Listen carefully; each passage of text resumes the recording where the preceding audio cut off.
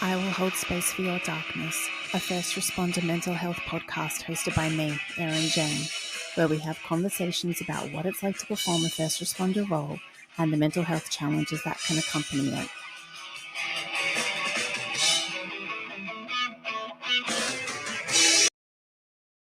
Hello and welcome to another episode of I Will Hold Space for Your Darkness, a first responder mental health podcast. I'm your host, Erin Jane. And today I just want to jump on really quickly. I know last week's episode was typically a little bit longer than I choose to put out. That was the episode with Josh Bailey. And I wanted to keep that episode together because I felt that it was important for Josh's overall story to be told in sort of one sitting. And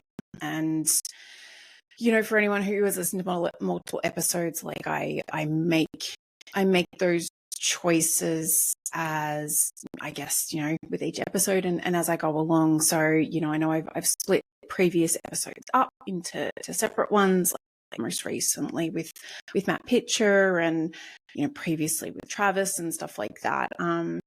That's normally when I feel like there's been a particular point in the story where it's this is a good halfway mark. And with Josh's, I just kind of felt like it flowed a little better, just having it as one full episode together. So yeah, today still just, living my exposure therapy life and learning to feel more comfortable jumping on here on my own. So if you're listening, I appreciate it. And yeah, bear with me, I guess. I guess sort of while I was just talking about Josh's episode, I want to, I guess offer some, let you guys know some of the feedback that I've been getting. So got some lovely feedback about Josh's episode. He had people reach out to him. I had some people reach out to me and just say that they really enjoyed, Josh is full of that, brutal and authentic honesty that he chooses to live his life by, which, like I sort of said in the episode description, not many people can be as brutally honest, not just with other people, but with themselves. So yeah, I had some feedback from a new friend who has sort of started listening, and I think, and maybe I should have said it at the beginning of the episode, I guess when two Australians get talking and we get rolling, our accents and I guess our colloquial vernacular and sayings and things, we sort of get rolling, and sometimes we forget that there is a bit of an international audience listening at times. So just for anyone who doesn't know, obviously I post audio versions of the podcast on Apple, Spotify, iHeartRadio, all of the usual places where you can find the audio versions. I do post videos with subtitles on YouTube. So if there is an episode that you're like, oh, fuck me, two Aussies are just meh, meh, meh. And you're kind of missing the forest through the trees a little bit, and aren't understanding anything that we're saying, welcome to watch on YouTube. And I part of the editing process. I don't edit these episodes a lot unless someone has requested, or I said a name or I said something I don't really know if that was the right thing to do. Do you mind if we kind of just take that out? I'm always yeah, cool, no dramas. Honestly, the main editing I do is because I don't know whether Riverside is an American company or not, but it tends not to like my accent. So what I say and what the automatically generated captions think that I say is often kind of far apart. So most of the editing I do is actually just editing the captions. just so, yeah, you guys know what's being said.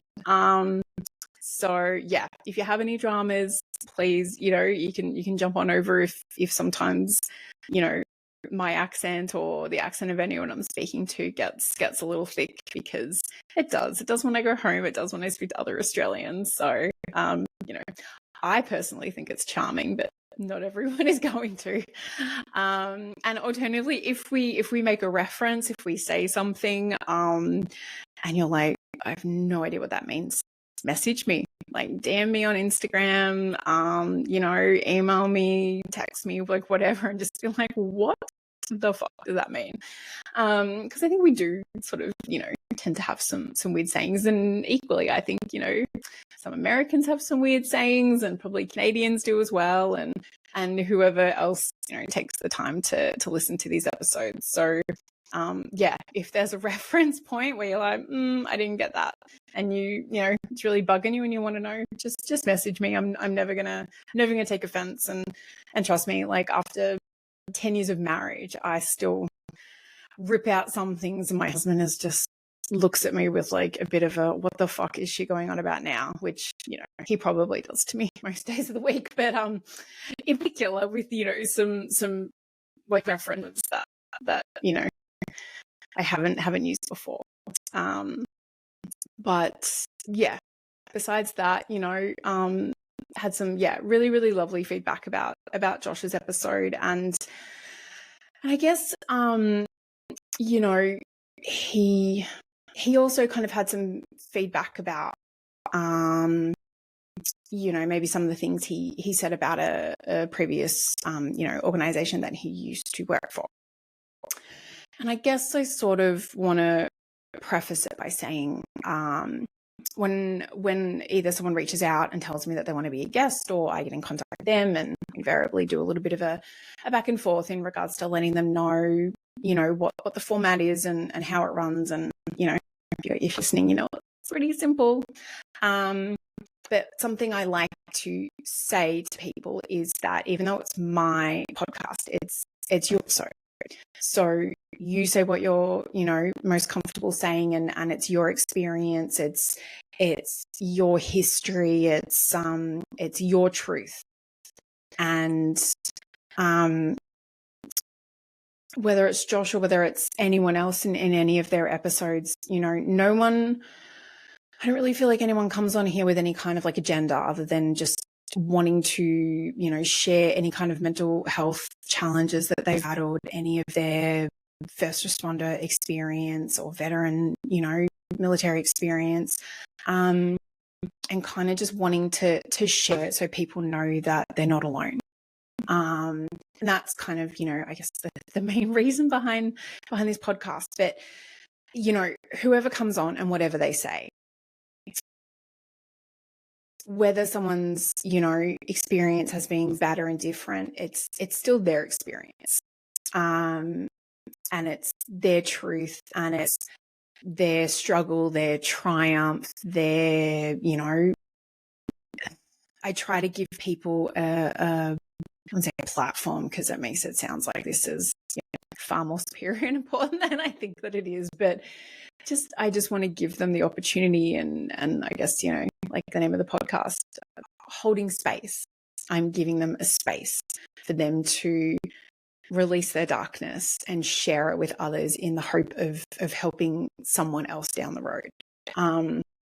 So if someone shares something on here, or they talk about an organization, or they, I don't know, share perhaps like a tool, like a resiliency tool that they use that help them. If that's not your truth, and that's not your experience, and that's not your opinion, that's cool. Like, it's not, there's no monopoly on what the truth is in regards to someone else's experience. But I guess all I want to preface it by saying is that just because something wasn't your experience doesn't mean it wasn't a person's who has shared it. And you can disagree with their opinion, but how would I say it? I guess don't invalidate someone else's experience because it wasn't yours. Everyone's experience is going to be different, and we've no doubt talked about it multiple times on this podcast and on, you know, lots of other mental health things. Like, two people can experience exactly the same thing at exactly the same time and be present for it, right? And still walk away with a different outcome, a different experience, and a different viewpoint.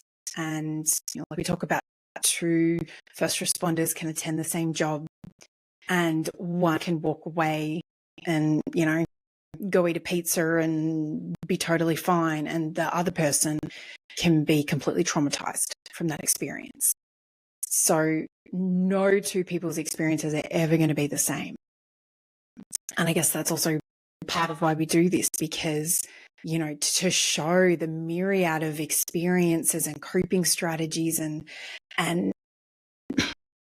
you know, how many people have come on here so kindly and generously and shared their story and shared that, you know, they got to the brink and often, you know, of attempting suicide, at least, you know, having suicidal ideations. Like, a lot of people have shared that kind of stuff on here.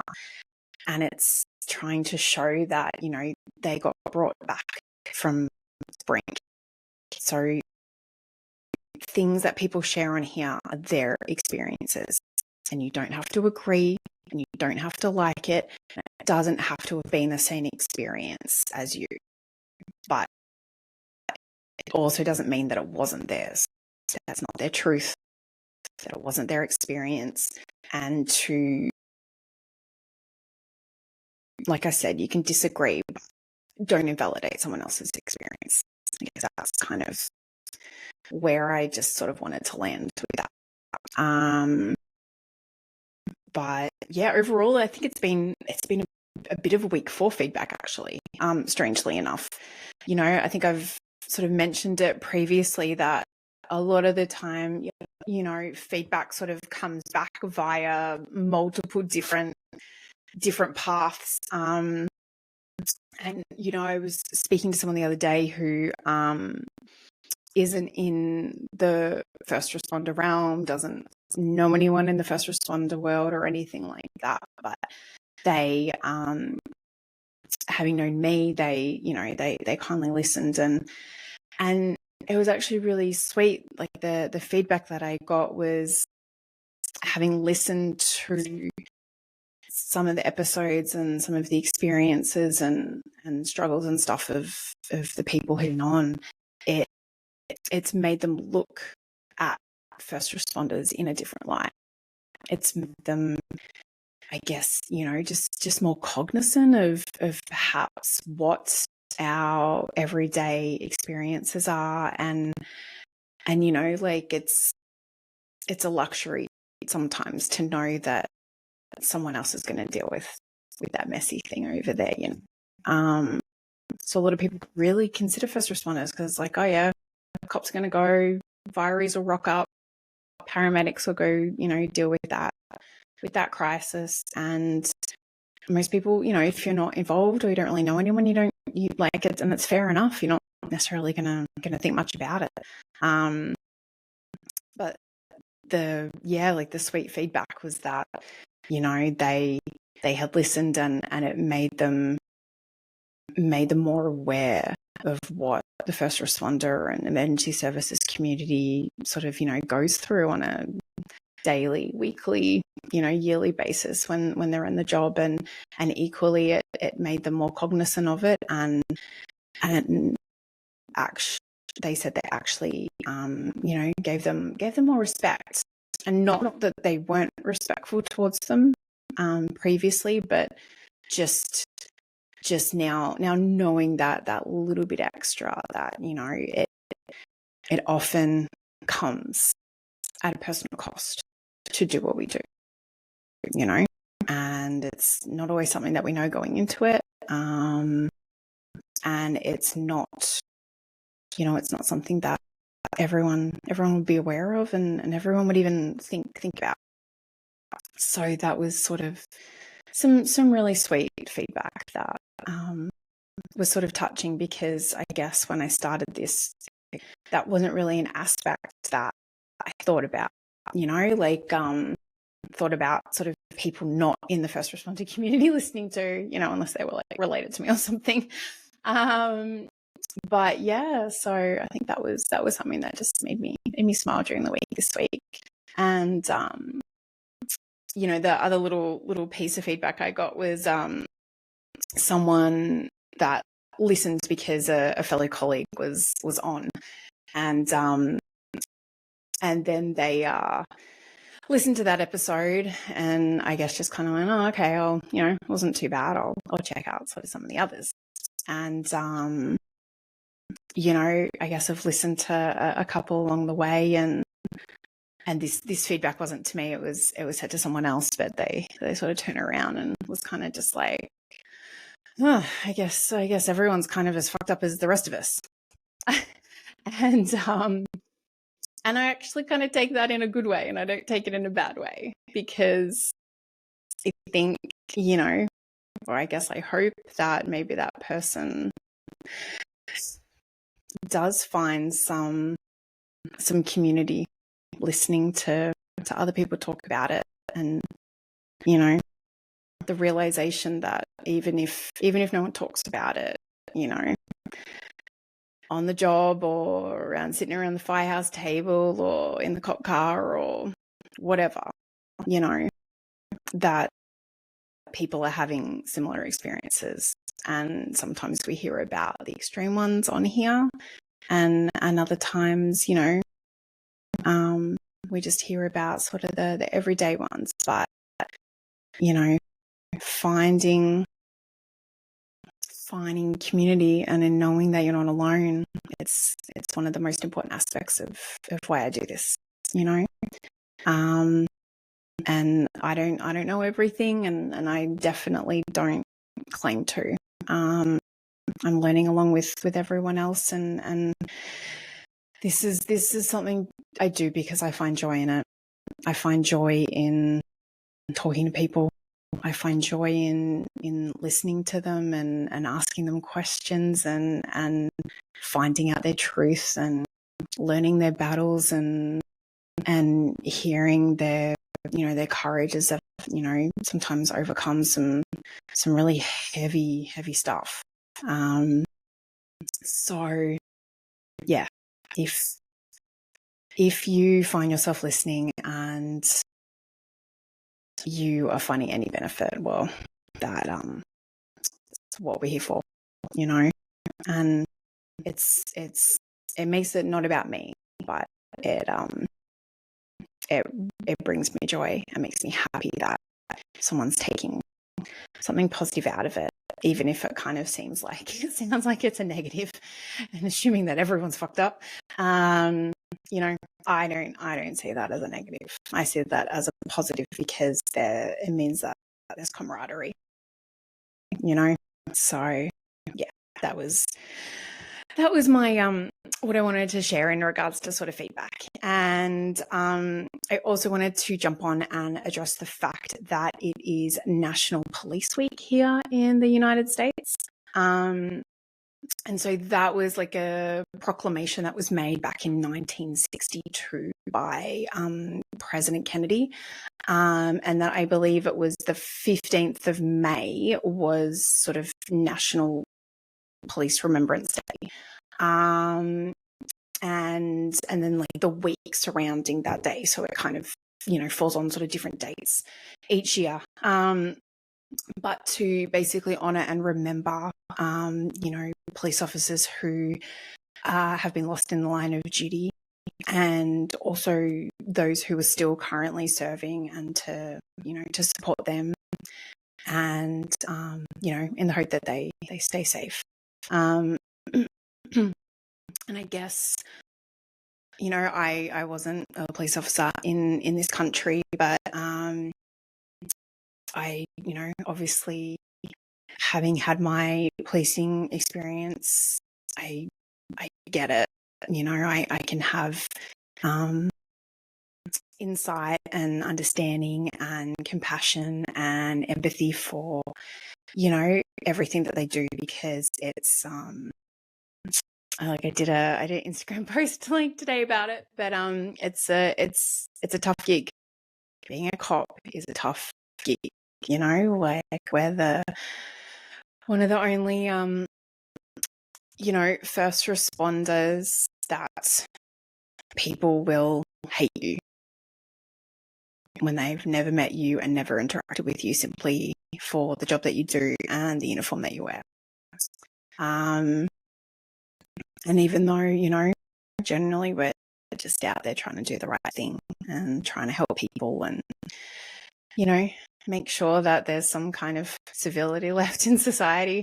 As I said, like in a you know, previous episode I did a few weeks ago, like it's been a tough start to the year for police in this country. And even since that episode, there's been more police officers in America lost in the line of duty. And I, you know, rightly or wrongly, and like I said again, you know, you can always feel free to disagree with me. But I choose to see losses to suicide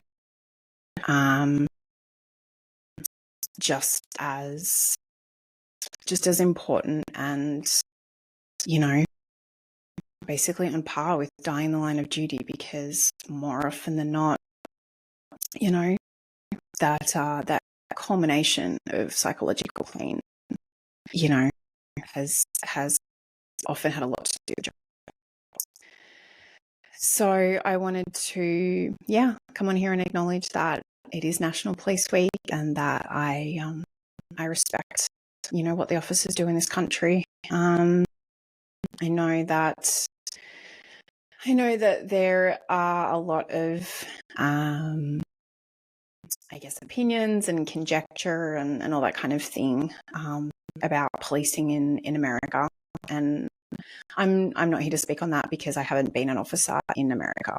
And I guess kind of the one thing I can say is that there's bad apples in every organization, every community, every, you know, every situation. There's always going to be like a couple of people who don't do the right thing, and then they, you know, make a bad name for the rest of them. So there were, you know, bad, shitty apples in the police force that I used to work for. And equally, there are some, you know, here over in the United States.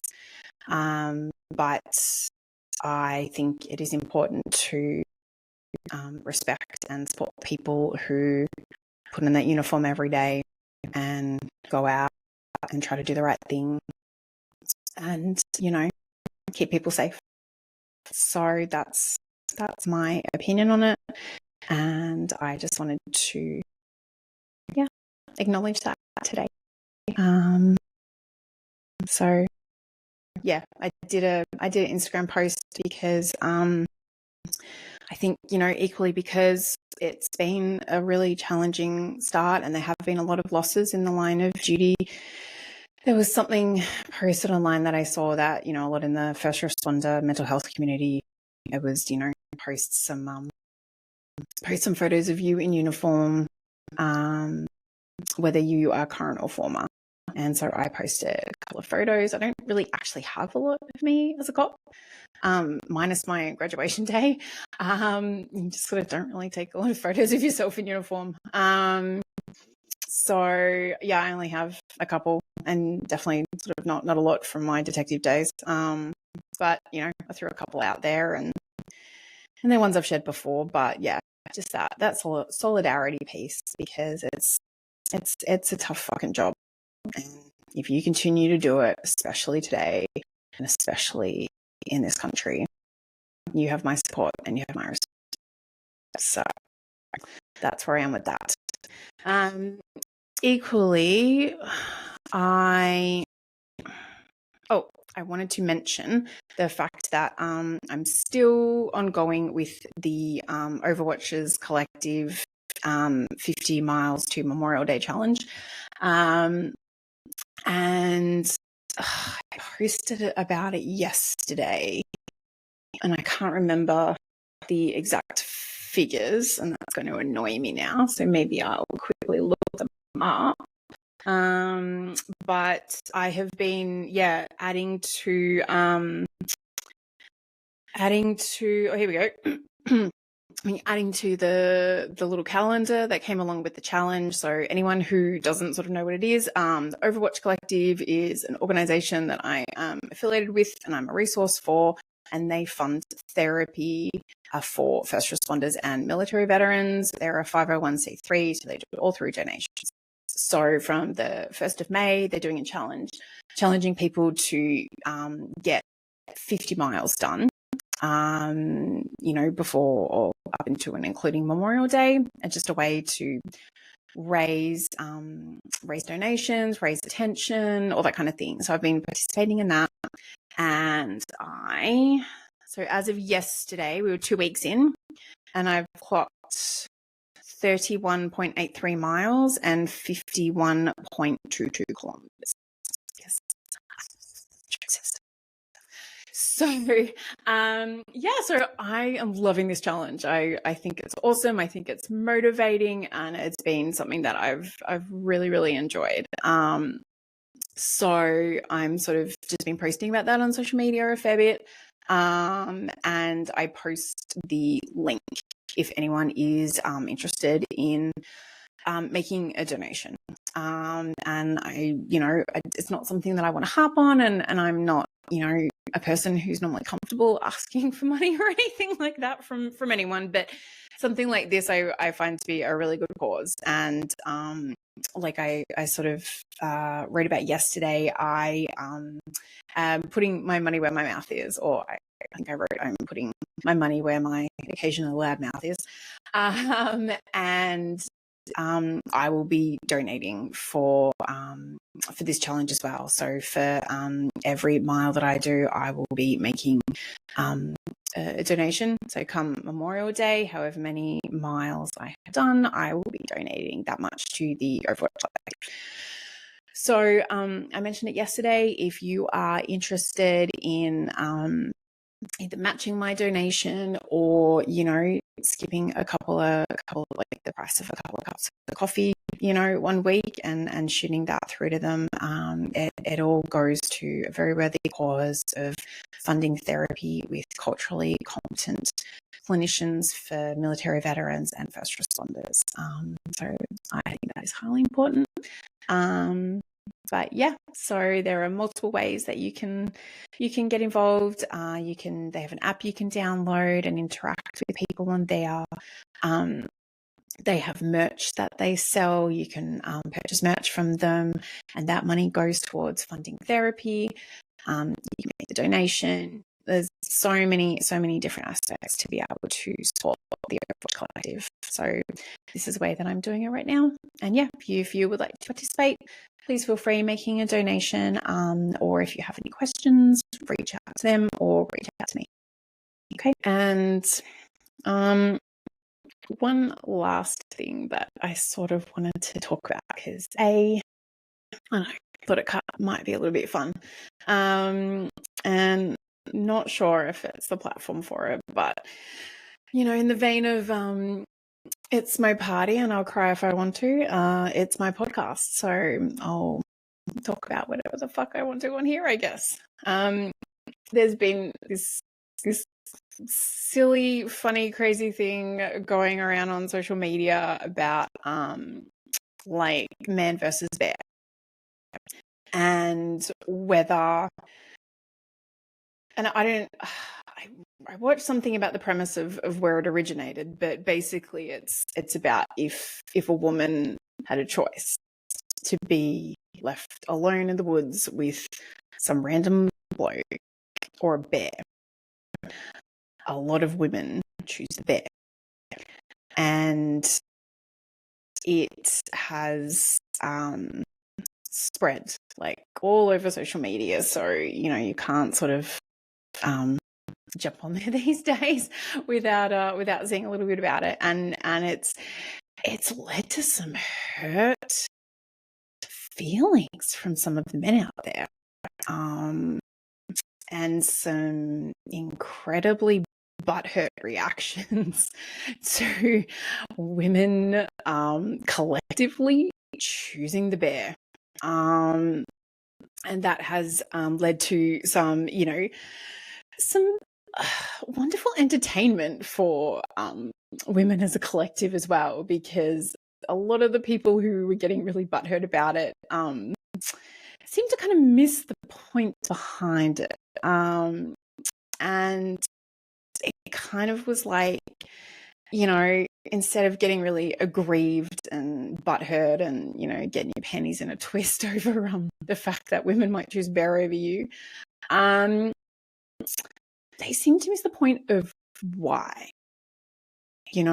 Like, instead of taking a minute and going, why would all of these women choose to be alone in the woods with a bear than a man?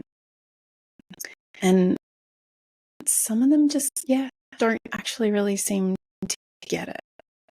And, the only reason, like, I'm kind of, bringing it up here is because I think, if you've existed in the first responder realm, and even, the idea of this podcast, I will hold space for your darkness. If we've done any of these jobs, police officer, paramedic, firefighter, dispatcher, correctional officer, nurse, whoever else, EMT, paramedics, I don't know, anyone I'm forgetting. But if you've done these roles, you know what people are capable of, and in particular men. And that's not to say it's all men, because no one is saying that. But it's the fact that, there's a significant dichotomy between women being killed by men and men being killed by women. There just is. So when women are saying that we choose the bear, it's not because we think all men are shit, because we don't. And, I've been having like some interesting conversations with some of my friends over the last couple of weeks in regards to this. And, I'm married. A lot of my friends are married or in long-term relationships with men, so therefore we know that good men exist. And we've married them, we've partnered up with them, we've had children with them, we, bought houses with them, we've done all of the things. But so we know that good men exist, and no one would ever dispute that. But we equally know that there are a lot of men who exist who aren't good men. And I'm not going to talk out of turn here, because I'm not going to speak on behalf of all women, because that's not my job. But I'm going to speak on behalf of me and some of the women that I know. I don't know. I legitimately do not know any woman in my life who has not had an encounter with a man where they have tried to grab them, touch them, force them, assault them, rape them, all of the things. I don't know a woman who has not had some kind of experience with a man like that. And generally, it's not just one experience. It's just not. And, I conversation with my husband long time ago. It wasn't anything to do with this, but it was about, fuck, I don't even know what it was about anymore, but he sort of like, I don't know, expressed some opinion about, you know, whether some woman should have been feeling scared or worried or something about something. I honestly can't remember what it was. And I think I just sort of said to him, like, you know, when you go out, do you ever feel scared? You know, you go out with your mates and you are, you know, might walk home alone in the dark or get in an Uber by yourself or catch a train late at night or do, you know, anything. Leave the gym, you know, after dark. Do you ever feel scared? And he was just like, no, you know. And we are taught to be scared because we have to be. Because there are men, not all men, but there are men who will hurt us and who will do bad things. And so we have to have a level of hypervigilance that you guys sort of don't necessarily, I don't think you understand it because you don't actually really know that it exists. You know, I distinctly remember being about 6 or 7 years old, and there was a serial rapist, and his name in the media was Mr. Cruel, and he kidnapped girls and held them for days and raped them. And then there was the death of a little girl by the name of Cherie Beasley when I was little. And she was 6 years old, I think, riding her bike to, you know, the local milk bar and got snatched and killed. So from, like, I distinctly remember from the age of 7 having to be taught not to go out and play on my own, to, you know, be watchful of cars in case someone tries to pull you into the car, and all of those kind of things that you know, lead you to a life of, you know, as a woman, always sort of seemingly being that little bit hypervigilant and trying to be aware of your surroundings, and obviously being a cop, you know, intensified that kind of thing. But it's you know, it's fucking exhausting because of, like, the sheer fact that we know that it's not all of you, but it's some.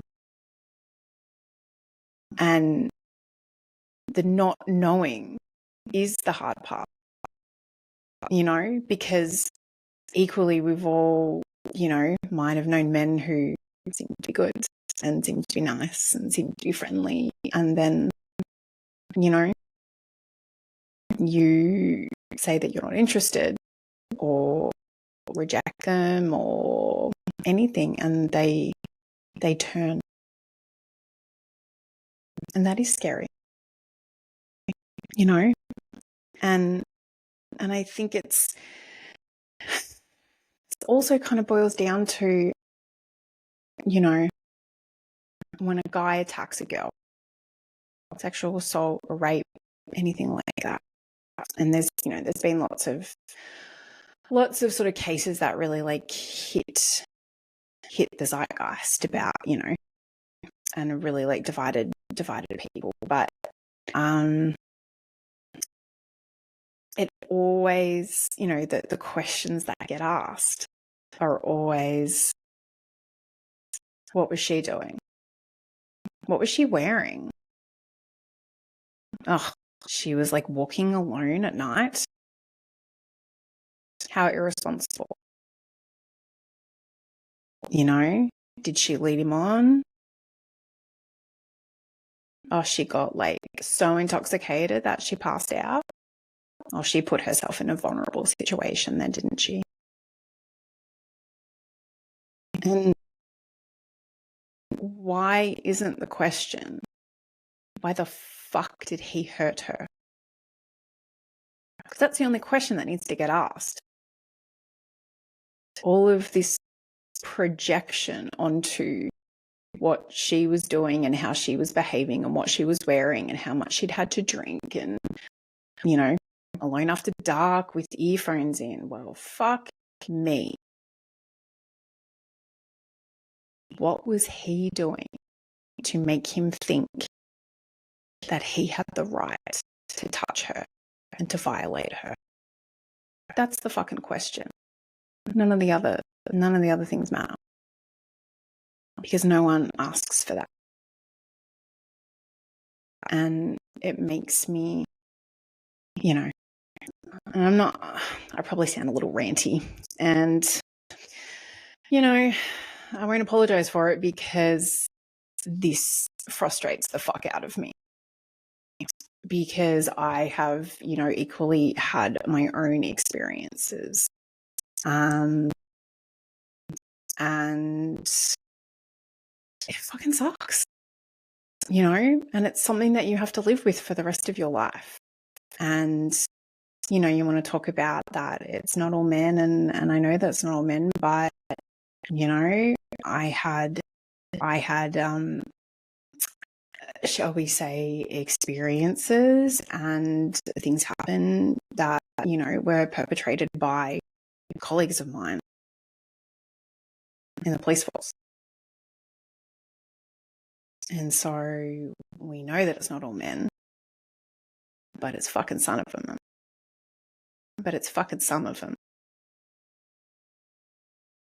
And ones that are placed in positions of power and carry a firearm and all that kind of thing. Like, it's, so how are you ever meant to know?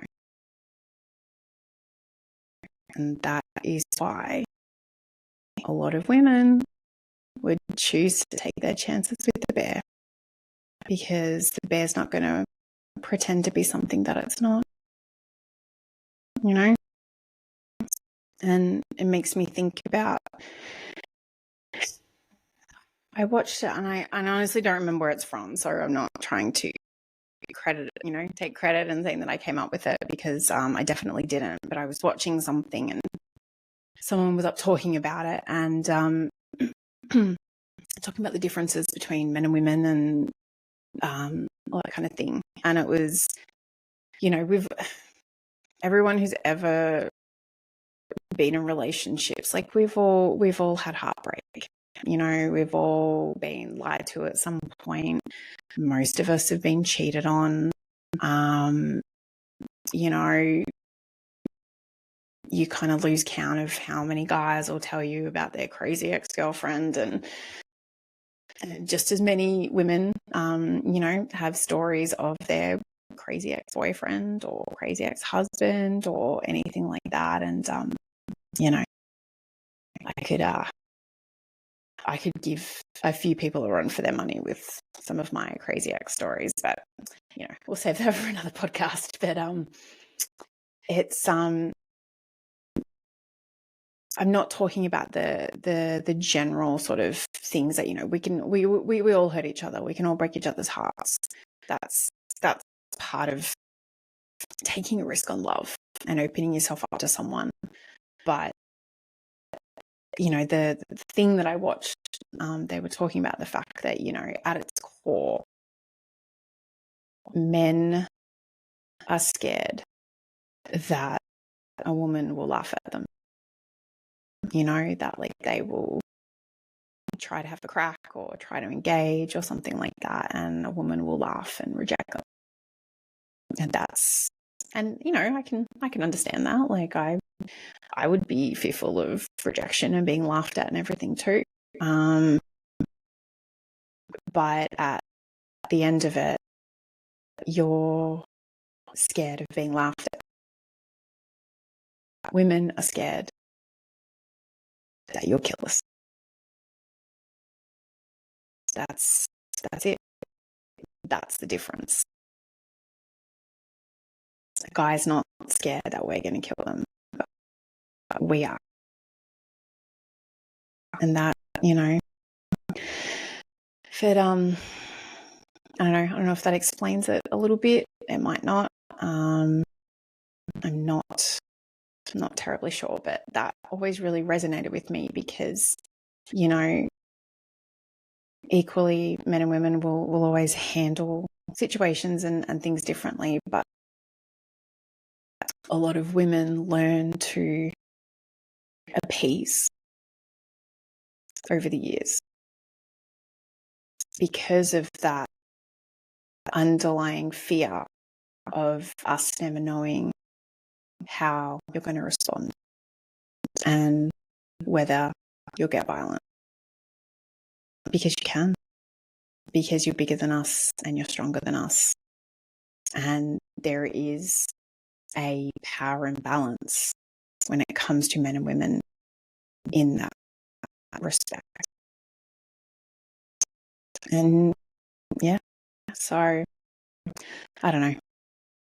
I just I wanted to sort of jump on and talk about it because it's been out there in the zeitgeist, and I thought it was interesting because, and equally, like, yeah, if you have an opinion you want to share it with me, send it my way. I feel like many in the first responder community have seen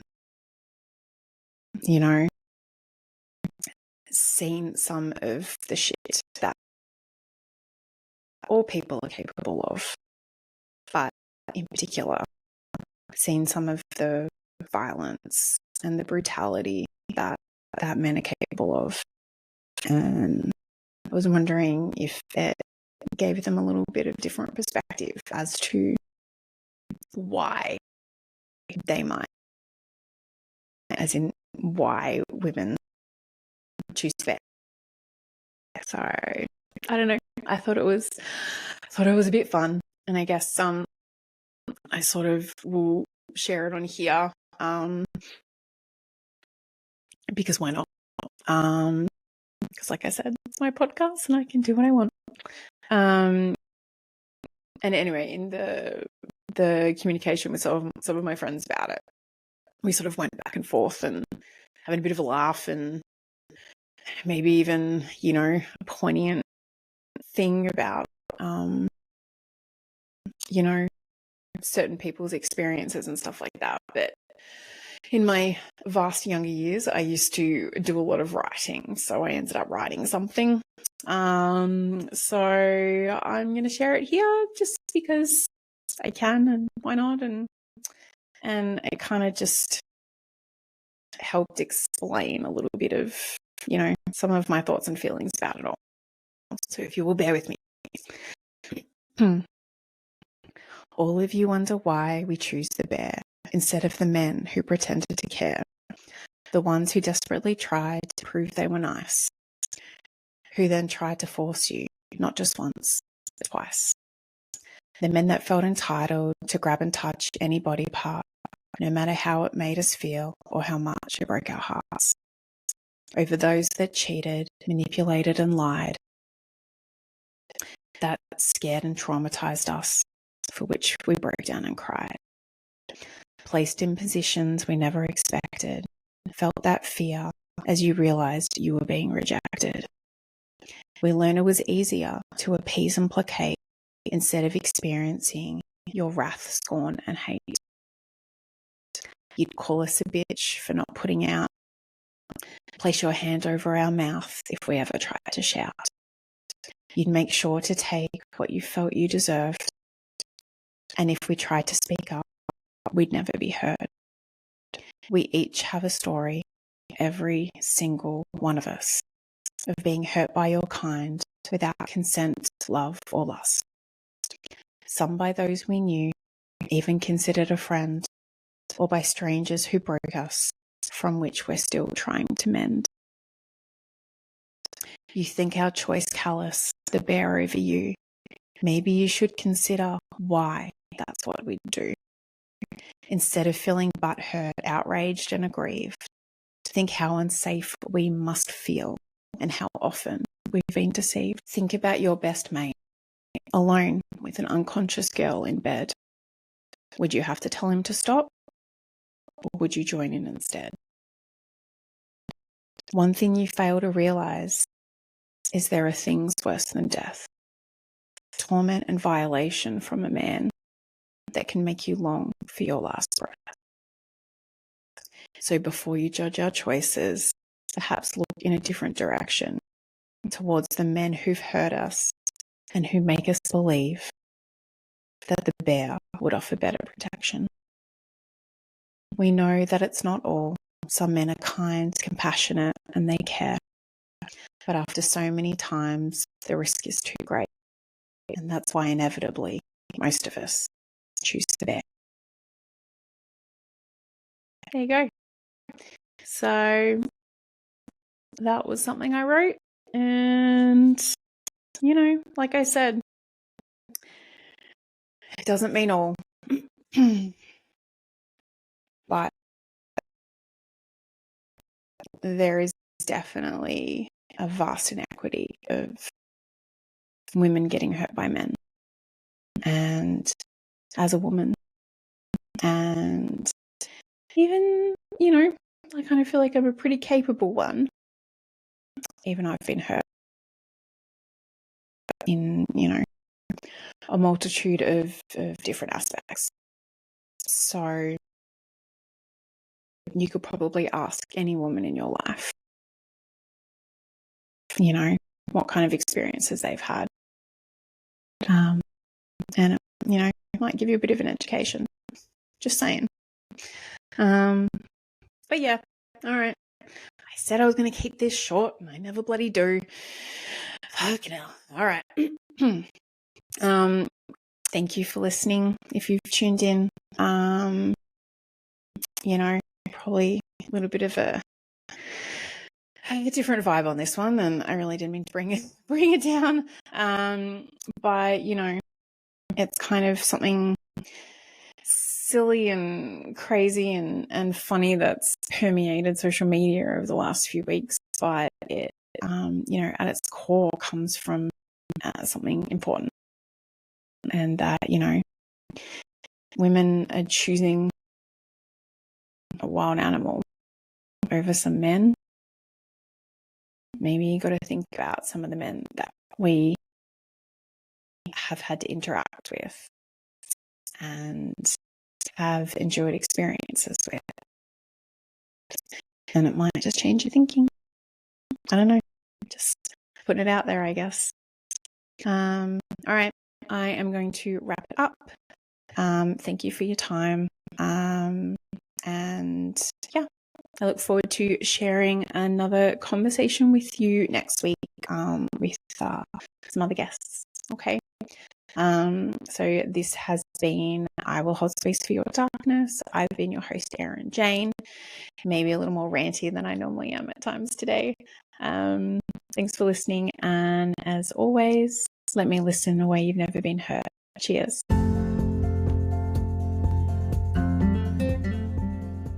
Hi guys, it's Erin Jane here. Firstly, thank you for listening to I Will Hold Space for Your Darkness. This podcast really is for you, the listener, and I hope you're finding as much value in listening to these conversations as I am in having them. If you'd like to offer any feedback, suggest a subject matter, are interested in being a podcast guest, or would like to get in contact to receive first responder life and wellness coaching services, please reach out. You can find me on Instagram at Erin Jane Coaching or my website, www.erinjanecoaching.com. I look forward to hearing from you, and I'm so grateful to have you as part of this darkness community. Cheers.